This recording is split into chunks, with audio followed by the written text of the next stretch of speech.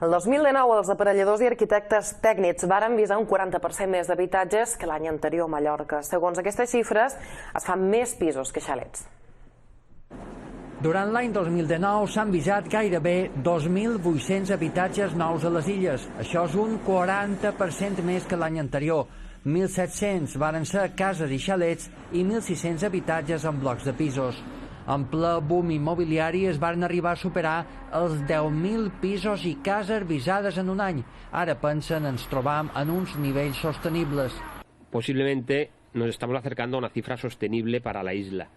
No podríamos crecer todo lo que querríamos porque entraríamos otra vez en una burbuja especulatoria de edificación.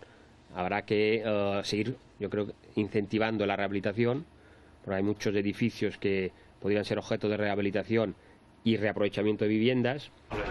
Tot i això, demanen als ajuntaments que adaptin els planejaments urbanístics al creixement de la població. No se puede ocupar más suelo y es razonable que en muchos casos así no se haga porque no tenemos más territorio. Sí pensamos que se podría dar respuesta con mayores densidades edificatorias, modificando determinados índices de intensidad de uso residencial ahí donde fuera posible y donde existieran infraestructuras para poder possibilitar-lo.